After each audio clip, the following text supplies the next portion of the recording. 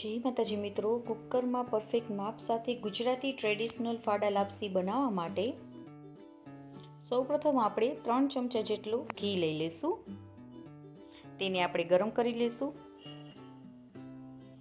ગરમ થઈ જાય એટલે પહેલાં આપણે થોડા ડ્રાયફ્રૂટને શેકી લેવાના છે. મેં અહીંયા થોડા કાજુ, બદામ અને પિસ્તા લઈ લીધા છે. તમે ગમે તે ડ્રાયફ્રૂટ્સને લઈ શકો છો. તેને આપણે કલર ચેન્જ થાય ત્યાં સુધી શેકી લેશું. શેકાઈ જાય એટલે તેને કાઢી લેવાના છે. હવે તેમાં આપણે 1 કપ જેટલા ફાડા લઈ લેવાના છે. આપણે ગમે તે વાટકીનું માપ જ લઈ લેવાનું છે. તે માપથી જ આપણે બધું નાખીશું આમાં. હવે તેને આપણે ગેસની ફ્લેમને મીડિયમ કરી અને તેને ફાડાને આપણે શેકાવા દેવાના છે.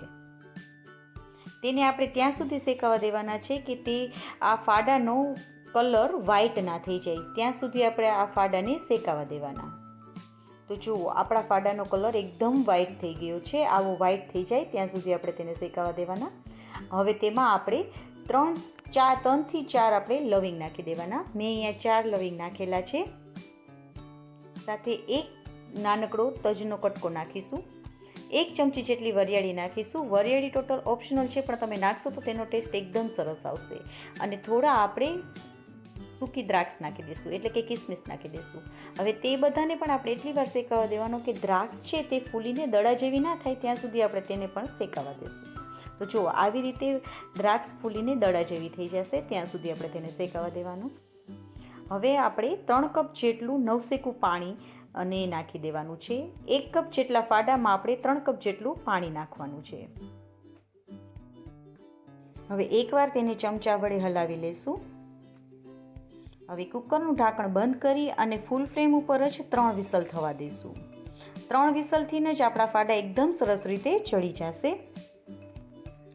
3 વિસલ થઈ જાય અને આપણી વરાળ એકદમ બહાર નીકળી જાય પછી જ આપણે કુકરનું ઢાંકણને ખોલીશું. તો જુઓ, આપણા ફાડા એકદમ સરસ ચડી ગયા છે. તો તેને એકવાર આપણે હલાવી લેશું.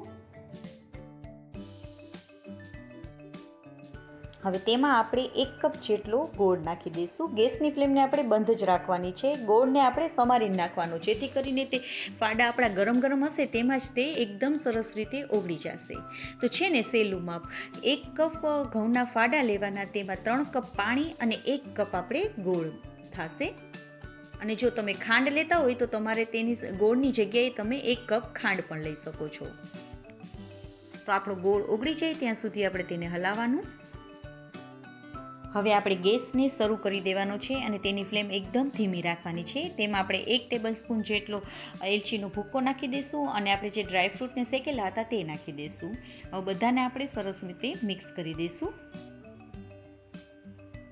અડધી મિનિટ માટે જ આપણે શરૂ રાખવાની છે. હવે ગેસની ફ્લેમને બંધ કરી દેવાની અને કુકરનું ઢાંકણ પણ બંધ કરી 2 મિનિટ માટે તેને એમને રહેવા દઈશું.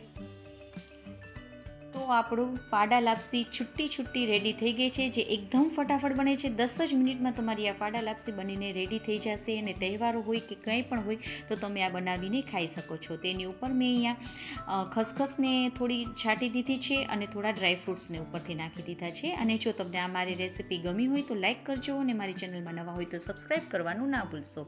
જય માતાજી મિત્રો.